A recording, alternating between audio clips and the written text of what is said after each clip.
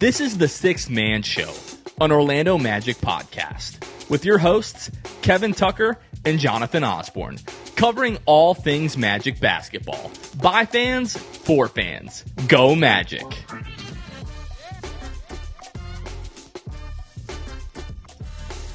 What's going on, Orlando Magic fans? You guys are back with the Sixth Man Show. Today is March 27th, 2025.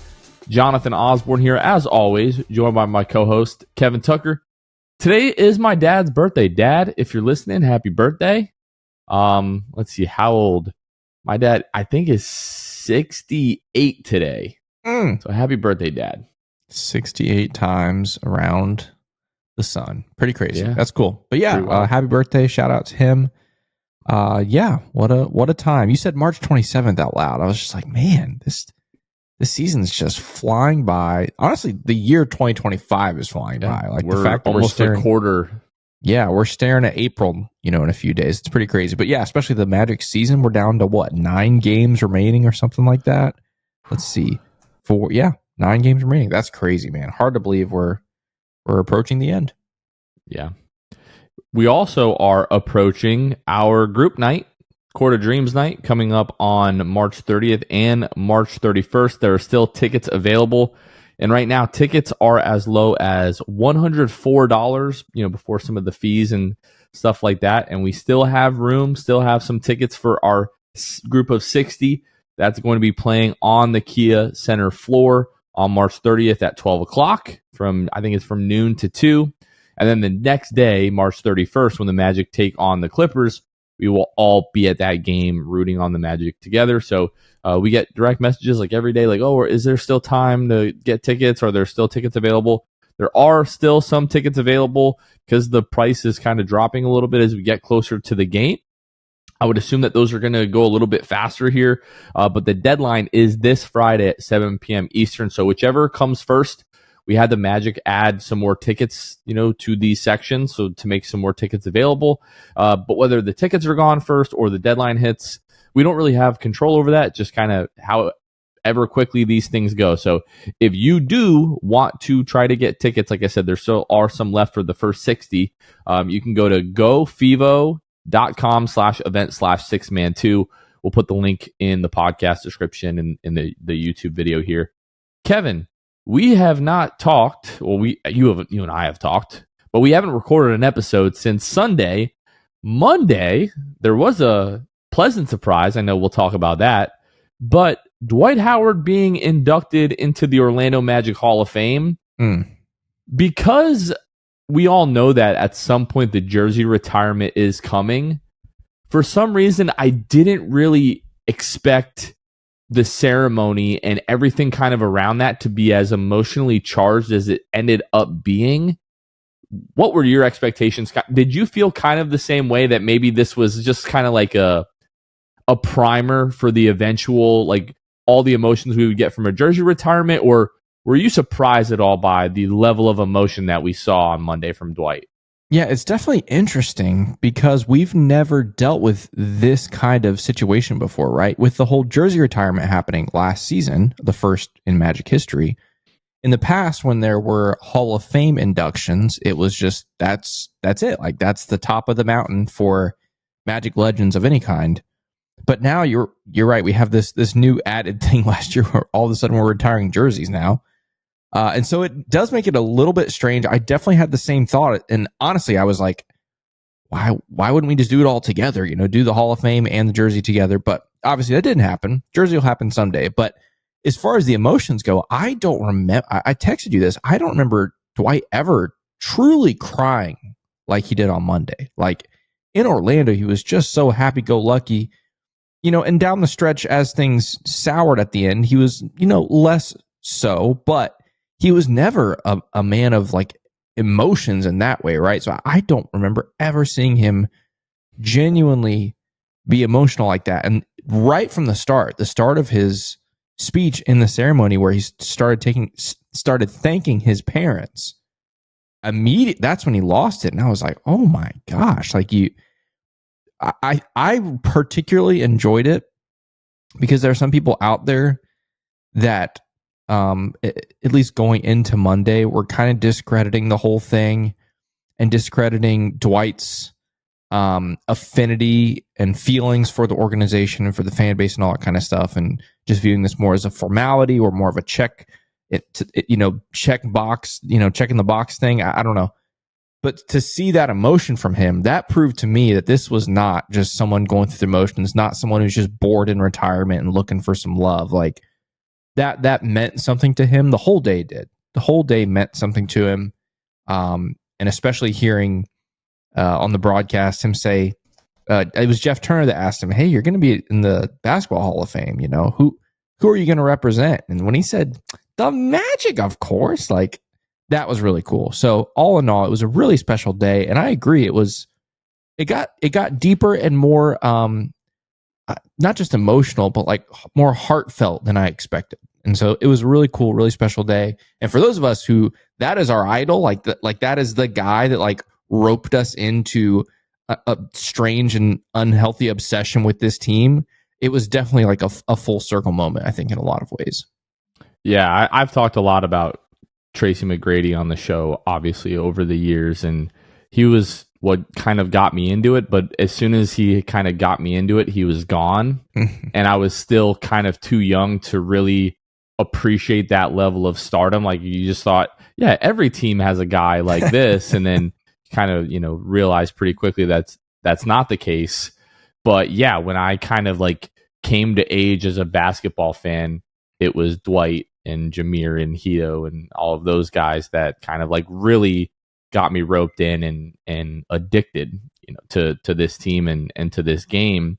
And I do want to sort of save the comparisons for another Orlando Magic big man and some of the things that we've seen, because I think there are quite a few things that you can compare here, Dwight to Shaq, and just like the way that the ceremonies went, some of the things that were said, some of the feelings, that were shared and things of that nature. But maybe we'll save that, for a little bit later on in this particular conversation. But yeah, I was pleasantly surprised at exactly how heartfelt it was, and watching this ceremony and then listening to the Pod Squad, and the fact that it was Dante and George was really, really cool.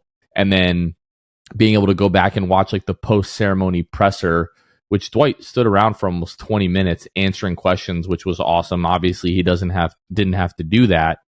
And since doing the pod, and you and I have talked about this over the course of the last couple of weeks after the ceremony and the induction was announced, but the temperature and the kind of the reaction towards Dwight has changed so much.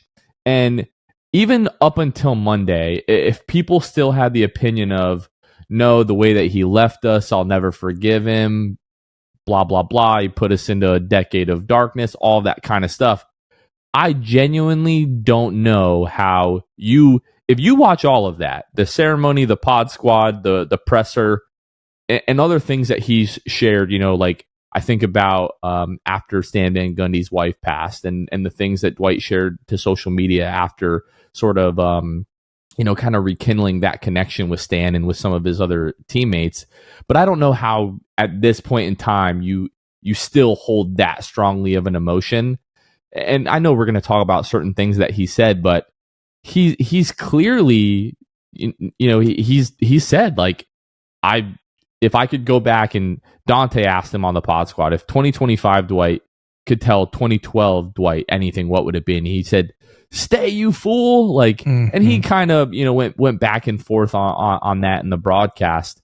But like, short of offering fans an apology, he mentioned things like fans didn't deserve all the mess in the Dwight Mayer, and how he knows that he disappointed fans, and in some ways he disappointed himself, and so on and so forth.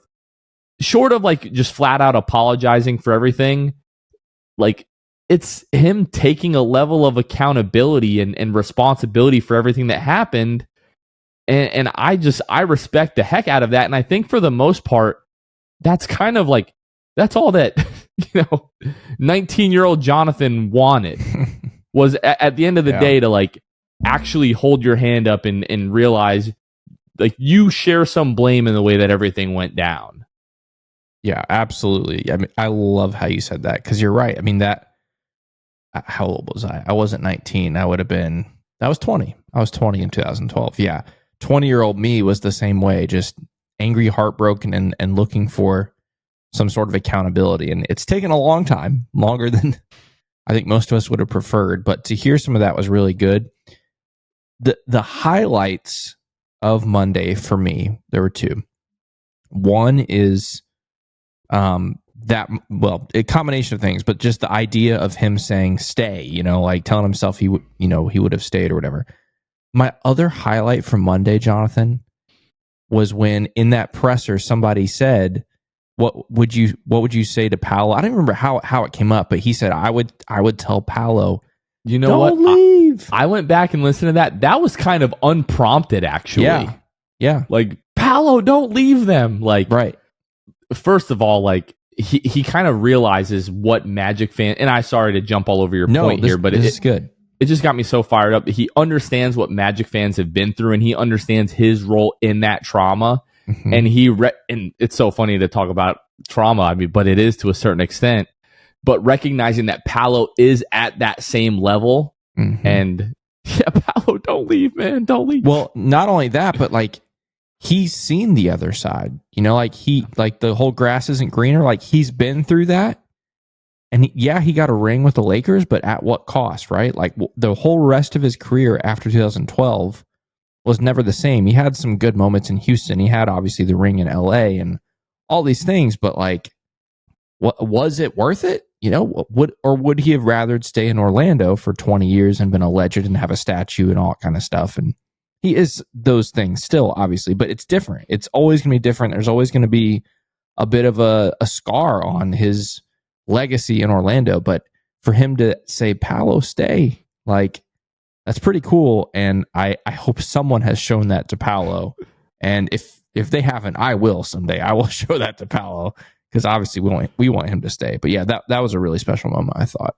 Hey, man, not saying you are going to leave, but just in case you were thinking about it, here's a guy that's been through the whole thing, and this is what he had to say about it, know? Yeah, I really thought it was so cool that, they're asking him, like, would you do things differently? And he said, well, I don't know that I would necessarily do things differently, which is different than what, he said with George and Dante and telling himself to stay.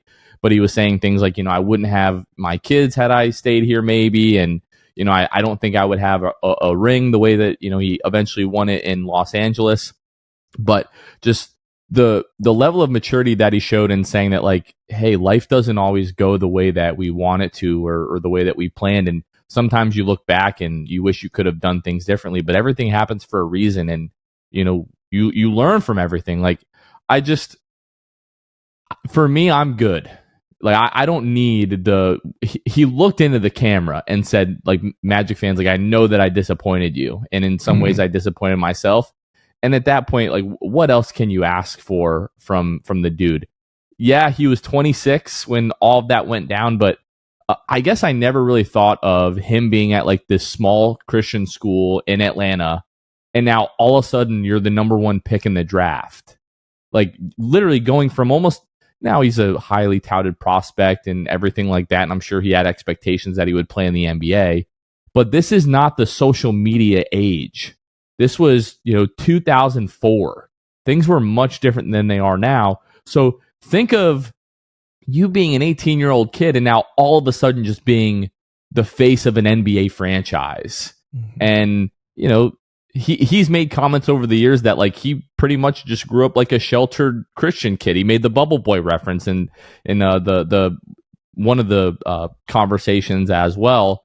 But, like, I do kind of empathize with him to a certain degree that, like, nobody prepares you to be able to do that. Especially, I do think a lot of things are harder nowadays, but these kids dealing with attention from 13, 14, 15 years old when they're on the AAU circuits and they're being recruited to these D1 programs and they're on national TV once or twice a week.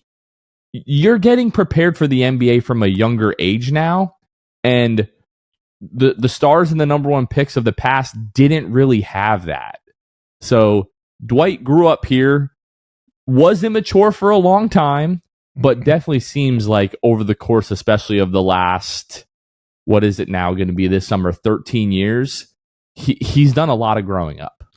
Yeah, I also really enjoyed. They were all short, but I did enjoy seeing from some of the people from Dwight's time in Orlando. Like we saw, I'm thinking first on the broadcast, we saw Rashard, we saw Jameer, we saw Stan, might have been a couple others. But we saw him sit down with Steve Francis, with Katino Mobley, like, oh, geez, like those are guys that were on the first team when Dwight was drafted. And even in the press conference, he named every single person from his rookie season, every single player.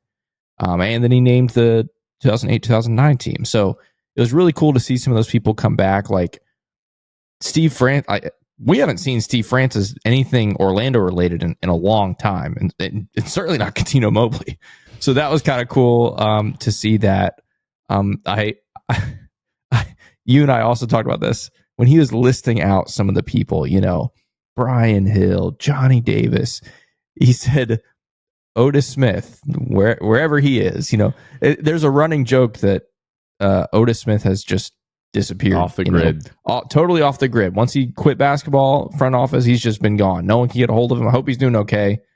But that was kind of funny too. But anyway, yeah, it was very cool to see all these people from his past, from the Magic's past, just kind of pay homage to, again, the legend for the Orlando Magic and Dwight Howard.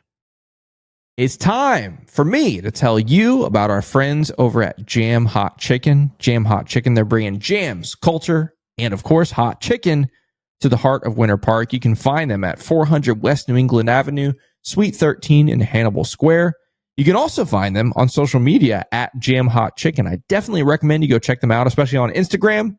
Because I feel like sometimes as I'm looking at their posts, it's like smell-o-vision. Like you see it so much, you think you can smell it and taste it. Like their pictures, all the stuff on social media, it looks awesome. And it's because they are awesome. They're great people over at Jam Hot Chicken. They're diehard Magic fans, and they love this fan community, which is why we love them, and we support them, and we encourage you to do the same. Again, you can check them out on their social media at Jam Hot Chicken, but also on their website, jamhotchickenfl.com, where you can read more about them and check out their menu and all things Jam Hot Chicken. So again, big shout out to Jam for sponsoring the show. Big shout out to all of you who go check them out. We still get tweets and DMs all the time about people trying them out for the first time, and they go, whoa, this place is good. And we're like, yeah, we tried to tell you. We don't make things up we do make things up sometimes over here, but not about our food. We take our food very seriously, and Jam Hot Chicken lives up to the hype. Again, big shout out to Jam. And when you go there, be sure you let them know that the Six Man Show sent you. Not the last thing, but one other thing I wanted to mention before we kind of move the conversation in a different direction, at least for a couple of minutes, was we saw him last year at Game 6, right? Yeah. And I'm sure him walking into the building that night, heart had to be going a mile a minute, just kind of thinking about what the fan reception was going to be. I'm sure that he probably figured it would go relatively well, or maybe he doesn't walk in the building. And we talk about how they put him and Rashard on the video board together, so you're not going to boo Rashard. And at this point, I don't think even Dwight would have been booed last year, but that was the first step in kind of mending this relationship, at least in a public way.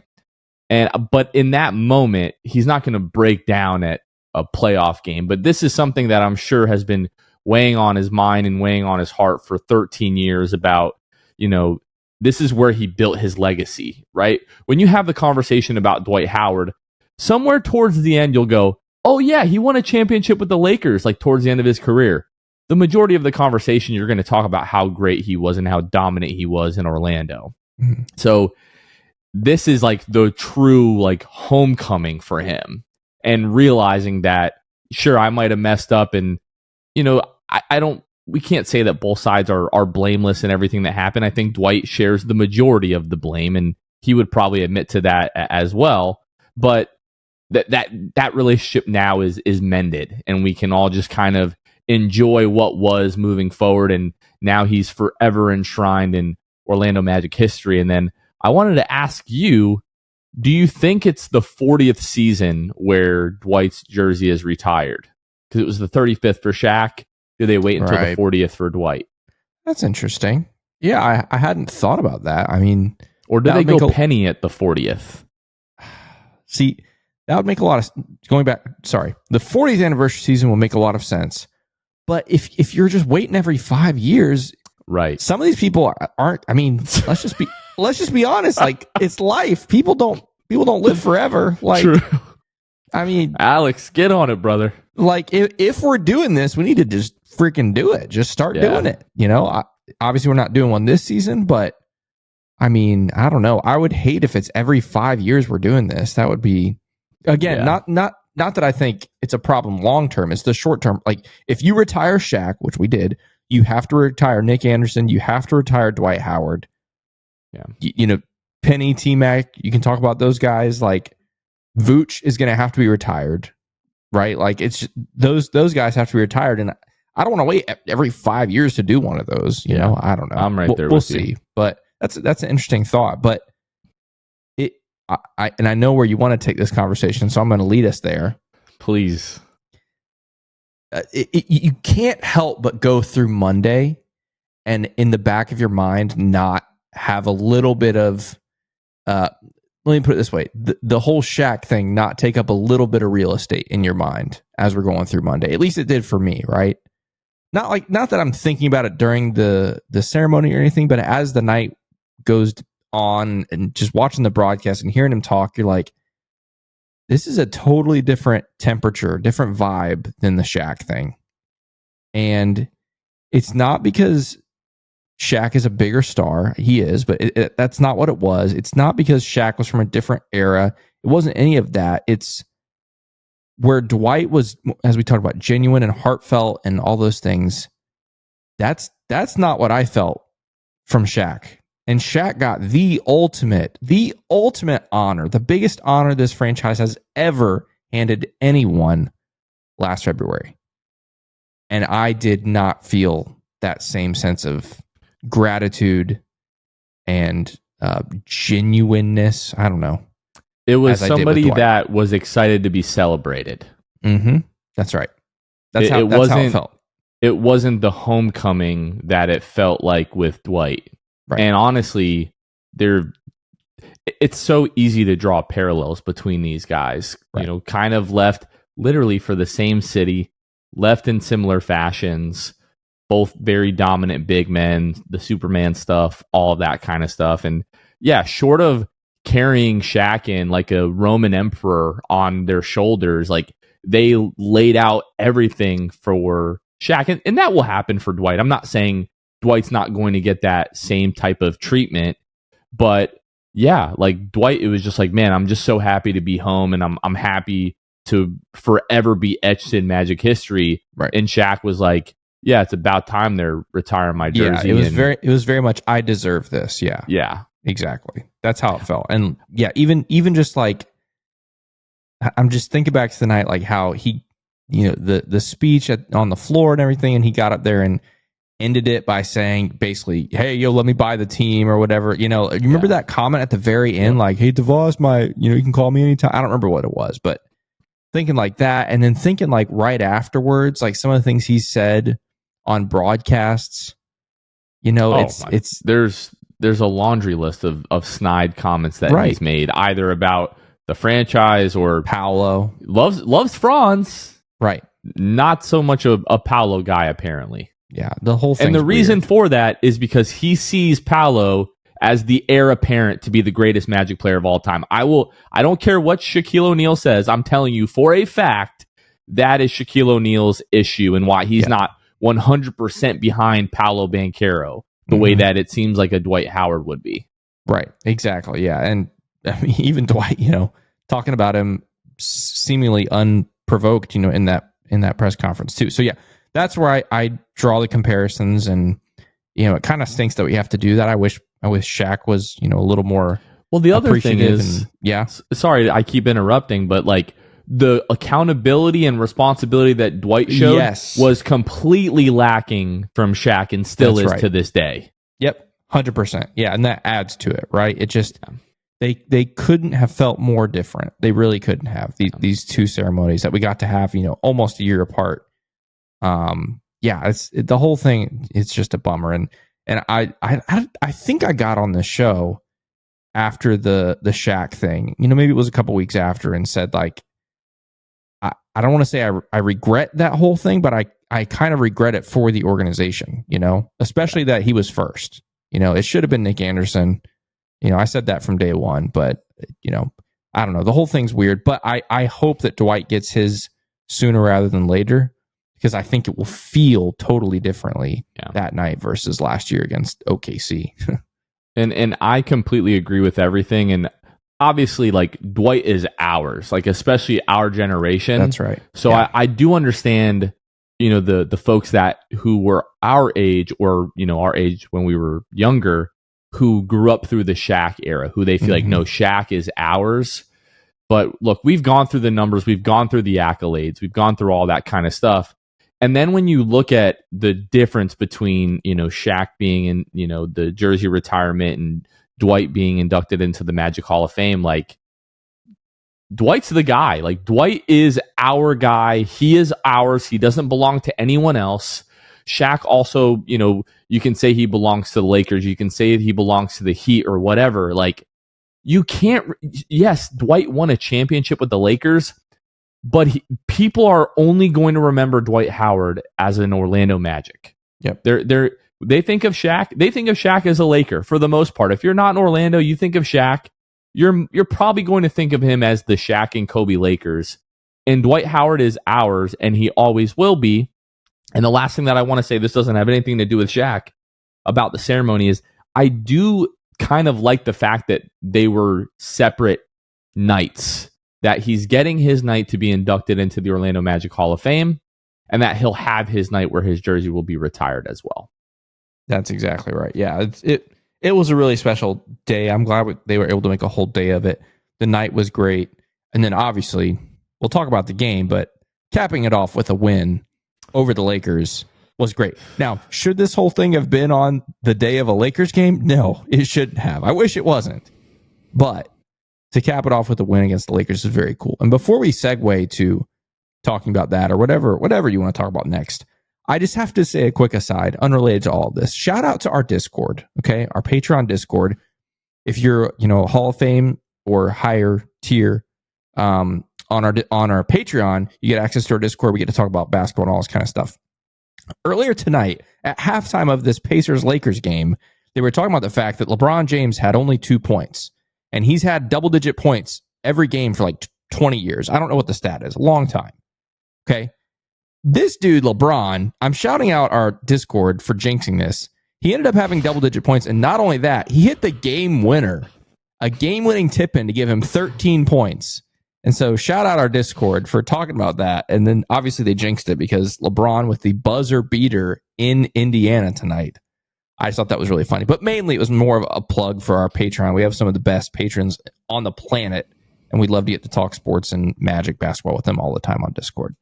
Patreon.com/The Six Man Show. Join for as little as $2 a month. There's our shout out this episode. There you go. This love it. Probably like there's like all-time Twitter moments. That might be like an all-time The Six Man Show Discord moment right there of that. Right. The fact that we had, and again, I love them all, but you guys are out there talking about LeBron at halftime only having 2 points, thinking he's not going to hit double digits in the second half. Come on. You got to know the king better than that. LeBron would rather lose that game and get double digits than not get double digits. Believe me. That's right. That's too funny. Let's jump into the state of the Magic. So far this week, your Orlando Magic are 2-0. They're on a 3-game win streak, folks, for the first time in 2025, but they're 2-0 this week with wins over the Lakers and the Hornets, now sitting at 35-38. The Magic still 8th in the Eastern Conference, now a half game back of the Atlanta Hawks, 2.5 games up on Chicago, 3.5 games up on Miami. 28th in offensive rating with an offensive rating of 108.5, third in defensive rating, right below the Clippers, which we'll see on Monday of next week, but third in defensive rating with a defensive rating of 109.5, and 17th in net rating with a negative net rating of 1. And then since the All-Star break, 20th in offensive rating. So from 28th to post-All-Star break, 20th in offensive rating, but from third all the way down to 12th in defensive rating post All-Star break, but 17th still in net rating with a positive net rating of 0.4. 9 games remaining. Jalen Suggs, Mo Wagner still out for the season with their respective injuries, and Cole Anthony still dealing with the strained big toe. He is doubtful for Thursday's game against Dallas, Kevin. Yeah, that all the ratings, the net ratings, defensive rating, offensive rating, all that kind of stuff, very interesting. Like it's interesting. It definitely is like a window into how this team is playing. Obviously stats don't lie, but the defensive ratings slipping to double figures in the league. I don't remember what you said, 12th, 13th, whatever you said it was. Like since the All-Star break is pretty wild. That's actually worse than I thought it was. It's very interesting. But I mean, look, we're going to talk about obviously the Lakers game, the Hornets game. They're at least scoring the basketball at a halfway respectable rate at this point compared to how it was in January, February, like where it was just abysmal offense, So I'll give them credit. Obviously, a lot of that is due to our stars, Paolo and Franz. But yeah, those are some very interesting numbers, and hopefully ones, especially defensively, we can correct over these last few weeks. Yeah. Let's go back to Monday night. We've talked a bit about some of the festivities earlier in the evening, but I don't want to say it didn't matter, but it definitely was going to be a little bit sour had the Magic not been able to get the win. And you and I talked about it on Monday's episode. You were much more optimistic than I was. I genuinely did not think there was a chance that we were going to be able to pull that one out. But Paolo and Franz quite literally going toe-to-toe with Luka and LeBron James. And like earlier in the season, we saw Franz outplay LeBron and outplay Anthony Davis in LA under the bright lights there. Paolo and Franz flat out outplayed LeBron James and Luka Doncic, combining for 62 points. Franz 13 of 26 from the floor, Paolo 9 of 17. And both of those guys like combining for 12 rebounds, 10 assists. Just flat out fantastic. Like borderline ran away with this game in the third quarter, up by as much as 17. You go into the fourth up 14. And as you and I have talked about, you go into the fourth trailing by double digits to the Magic in the fourth quarter at home, most likely going to end up in a loss. And that's exactly what we got. It was a 118-112 win at home over the Los Angeles Lakers, really capping just a fantastic night. Franz Wagner bobblehead night, people have talked about that. People are not happy that the decision was made by the Magic or otherwise. I don't really know how that happens, and because I guess it's an Advent Health giveaway. I don't know who decides what, but to do a giveaway on a night where there's quite a lot of Lakers fans in the building, I know Magic fans were not happy about that. Yeah, that's a miss. We'll just call it what it is. Like whether it was Advent Health making that call or the Magic making maybe that call. Maybe just kindly push back against that. Like, hey, yeah, that not be the best idea. Yeah, not. It's just it's just honestly, it's a bit of a slap in the face to like the true Magic fans. Right now, you could argue, the building should be full of Magic fans every night, no matter who they're playing. And I hear that and understand it to some level. But yeah, I mean, come on. It's the Lakers. The thing with the Lakers is they do that in every building. Not quite to the level as, what happens in Orlando necessarily. But it's outside just outside of 4 or 5 arenas, they're doing it everywhere. They don't do it in Boston. They might not do it in Chicago. Right. But, they're not doing it in Philadelphia. But almost everywhere else, this is what happens. That's right. Yeah. And so to pick, it's not like, well, there's so many Lakers games. We just had to pick one. No, they come to Orlando one time a year. You've got 40 other games you could choose from, honestly. Maybe 39. I'll throw Golden State in there. Maybe a few Knicks games and stuff like that. But outside there's of that, at least like 27 games that you could pick from where the building will be mostly Magic fans. Yeah, so if we can give some unsolicited advice to next year, please just stay away from those games when it comes to, because this is not some like lame giveaway. Like people love bobbleheads. Where's my Franz? My Paolo. I've got a Paolo right here, right? People love bobbleheads, and so it's a special, and it doesn't happen all the time. Like, who knows if Franz will ever have another bobblehead as far as a giveaway goes, right? And so the whole thing, it's a bit of an L. And so if the Magic were to ask or seek our opinion, please hear us for next year. Maybe try to avoid games like that. Yeah. Well, what did you think about Paolo and Franz, the way they played? Let's get back to that. Well, that was pretty special. I mean, I talked about this a little bit on the post-game live. I was thinking back to Paolo's first game against the Lakers, his rookie year. And you probably remember it. Like it was at LA. Not Kia Center. It was at Amway. Was it? I thought it was in the LA. First one. If I'm remembering correctly, the first time. I could be wrong. Yeah, but I know what you're referencing. Maybe it wasn't the first time. The first time they played at home against the Lakers in Paolo's rookie season was a disaster. Like one of Paolo's worst games of his career. And he talked about it afterwards about how, like, honestly, he was like, I was just nervous. Like, I was playing LeBron, like the king, been the guy in the league for 2 decades. And so to see that, like, progression over the 3 seasons for him, to see him go out there Monday night and just not give a crap about who was on the other side, both him and Franz, like, just take it to him. And you add Luka in the mix now. Take it to him. Show him what you're made of. And I mean, yeah, Paolo was elite. He was very good. 30 points, 10 of 12 from the line. His 3-point shot right now, Jonathan, is looking spicy. Like again, statistically, it's not all crazy. Like he shot 33% on Monday, 25% on Tuesday. Not great numbers, but over the course of, obviously everyone's talking about since the All-Star break, like really good numbers, but more than anything, it's the form, like the confidence, the arc, like everything just looks better than even I think most fans would have expected by now. So anyway, they were great Monday. It was awesome to get that win. Anytime you can send the Laker, quote unquote, fans home early, always a good time. And you are correct. December 27th, 2022. That feels like a lifetime ago. Thank you. Yeah. 1 of 6 from the floor in that game. 4 points, 5 fouls, 5 rebounds, 3 assists, a steal.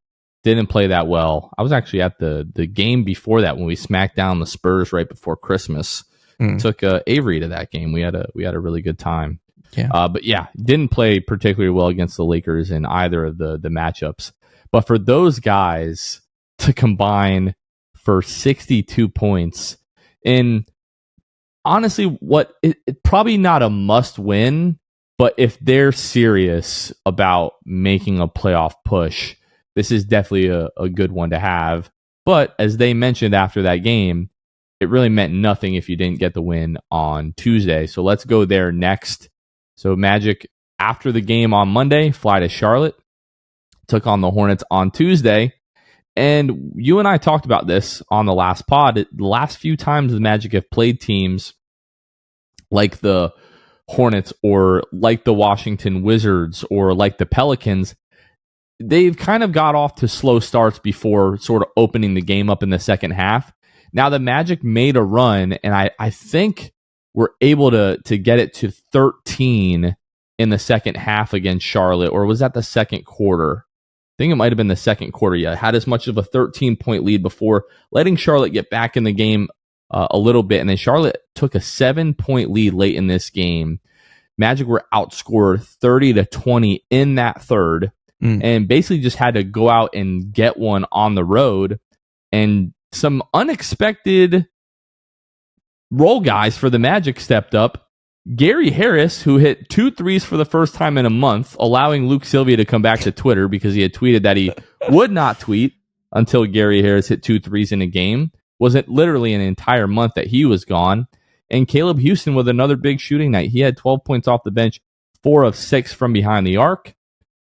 And Franz, Paolo, 32 points, 7 rebounds, 6 assists, 13 of 24. Franz with a pretty solid night, 26 points, not the most efficient, but had some big plays down the stretch. Obviously, 8 points, 4 assists, down to two turnovers for him. You like to see that. And then AB, 20 points, 8 of 18 from the floor. Not the most efficient, but just the level of aggression and energy that he has been playing with as of late has been really good to see. So it wasn't pretty. I was not thrilled about the way that the Magic Didn't really seem to be taking the Hornets serious in that first half. Now, it was the second night of a back-to-back. Want to put that disclaimer in there. But it should not have come down to the last 3-4 minutes of this game where you finally kind of extend the lead and able to close it. One thing that really bothered me in this game, Kev, LaMelo Ball fouls out with like 34 seconds left. He picks up his 5th foul midway through the third quarter, comes back in the fourth. The Magic did not target LaMelo Ball once defensively. Yeah. Not trying to get the ball to Anthony Black or Gary Harris, who LaMelo was guarding. Not putting LaMelo Ball in a single pick and roll to try to force them to switch and get him. And because if LaMelo Ball wasn't scoring for Charlotte, they had nothing happening offensively. So the fact that we allowed him to play, let's see exactly how many minutes that was in the fourth quarter, allowing LaMelo Ball to play the entire fourth quarter until he fouled out with 30 seconds to go without targeting him once defensively, I thought was a bit of a misstep. And he had 14 of Charlotte's 24 or 21 points in the fourth quarter. Didn't love that. Again, didn't love the way that the Magic defended necessarily in this game.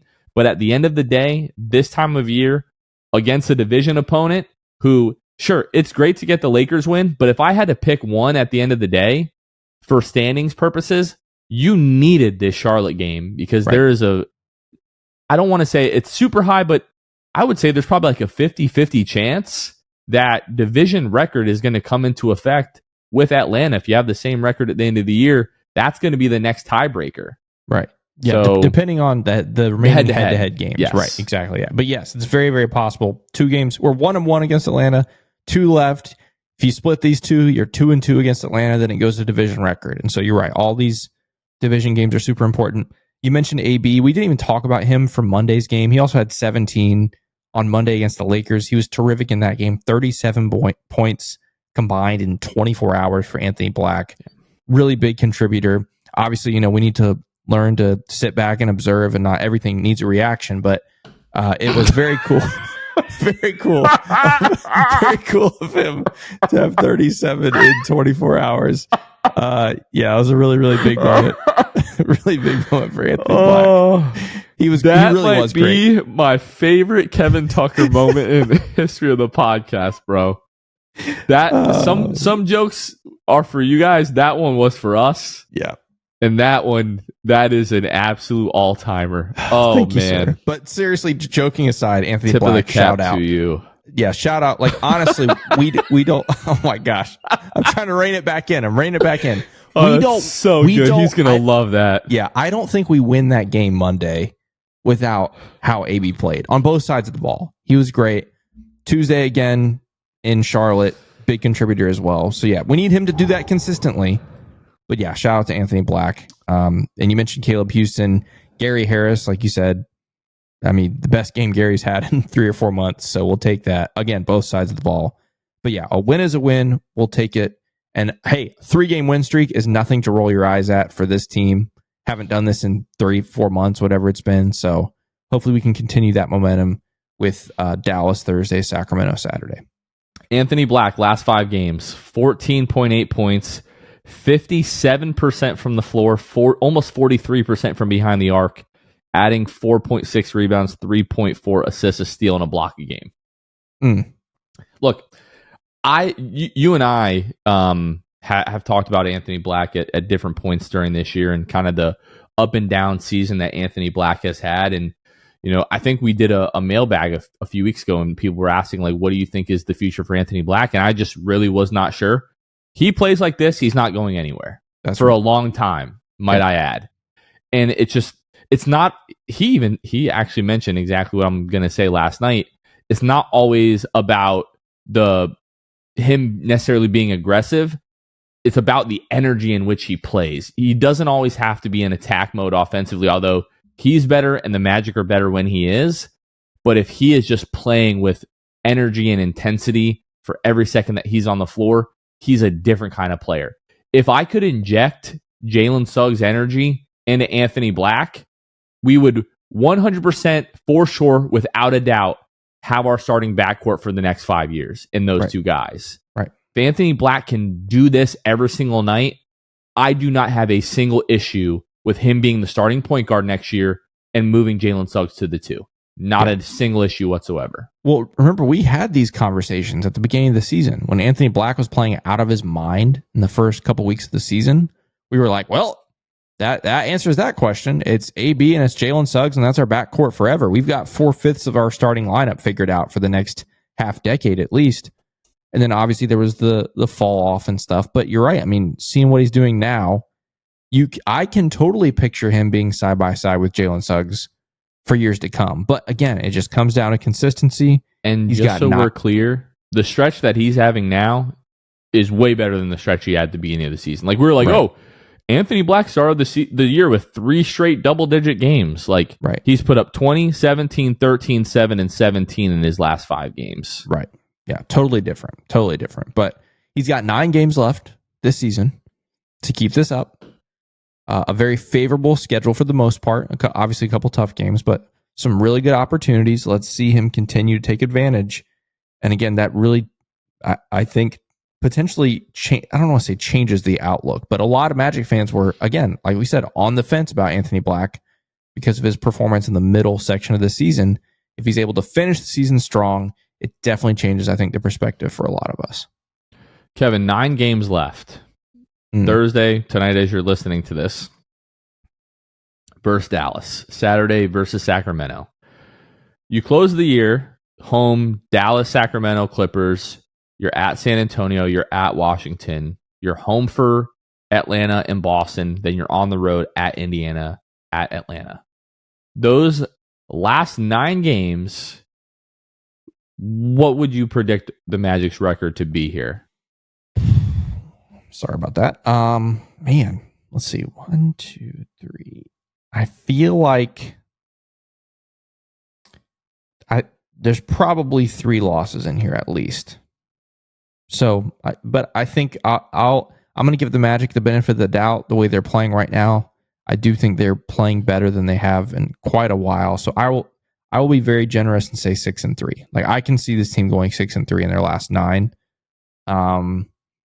Pick losses between, the Clippers, obviously the Celtics, the Pacers, maybe one of the Atlanta games, maybe a Sacramento, or I don't know. Pick 3 out of those. But yeah, I would say 6-3 is where I would answer right now.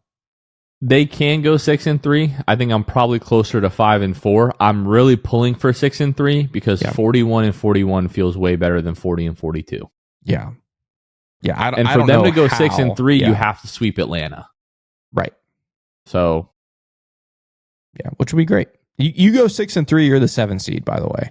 Yeah, like 100%. Heck, you go 6-3. No, just kidding. Knock it off. Hey, all I'm gonna say is this: Milwaukee, Damian Lillard's out for the season. Dude, Giannis is out right now. You're a full 6 games back. Yeah, same thing with Detroit. You're a full 6 games back of both. Well, actually, no. Oh yeah, you are 6 games back of both of those teams. Milwaukee and Detroit, I think, play each other twice. Well. So look, if Detroit beats them twice, I'm just saying, mathematically, we're still in it. So I'm not out of it if we're mathematically still in it. That's Milwaukee has Atlanta, Philadelphia, Miami, New Orleans twice. They're currently losing to Denver as we speak right now. Well, I mean, that probably would happen even if Giannis and Dame were both playing. Now it's a tie game in Denver, but we'll see. Yeah. All right. I don't have anything else. Do you? I don't think so. I mean, you talk about games you got to win. I know Dallas is starting to figure it out. This is a must win. And I think Anthony Davis is back, isn't he? Anthony Davis is back. This is a must win game. It's a must win, but like whatever excuses you think you can make, you got to throw them out the window, right? You're at home, starting this short little homestand. That's a really beat up Dallas team. Even with Anthony Davis, it's not good. You got to win. You got to win Thursday if you want to continue this push for at least 7th, if not higher. I tell you what, we probably can bet on Najee Marshall not having 38 points like he did the other night, and they still lost to the Knicks by 15. So, I mean, whether or not they're going to have Anthony Davis, who knows? But even Anthony Davis aside, you just have to win that game. Well, here's the other thing that night. Hawks play the Heat Thursday night. So that's a game that directly impacts the Magic one way or another. So the Magic are going to. I mean, yeah, but I wouldn't say, what's that line? Dude, you didn't have to say it. I mean, you're not wrong, but yeah, exactly. Good Lord. Exactly. Yeah. I mean, screw them, but go them. Yeah. Okay. But yeah, that'll directly, if the Magic can beat the Mavericks, which is a big if, they will gain a game on somebody, either the Hawks or the Heat. They'll gain a full game. So honestly, the Heat, in my opinion, we're 3.5 games up on Miami right now. Correct. I'm not worried about nice Miami, too? bro. I'm not worried either, but having a 4.5 game lead on them is I'm not nice worried too. about those bottom feeders. Yeah, screw them. Cheering Jimmy Butler, by the way, who said, I don't have anything to pat, and he better not have anything to say to me. Like, yeah, what are we doing, bro? They're wackos, but we knew that already. All right, let's go ahead and wrap this one up then. Once again, congrats to Dwight Howard. Looking forward to the jersey retirement. Hopefully, doesn't take another 4 years. But looking forward to when that does happen. But that is going to do it for this one. For Kevin Tucker, this has been Jonathan Osborne. You all have been listening to The Sixth Man Show, and we will catch you guys next time. See ya. Thanks for listening to The Sixth Man Show. Be sure to subscribe on iTunes and Spotify to get new episodes downloaded directly to your phone. If you enjoyed the show, please take a minute to give us a 5-star rating and a review. It helps out the show a lot. Follow us on Twitter, Instagram, and Facebook at Sixth Man Show. We'll catch you guys next time. Go Magic!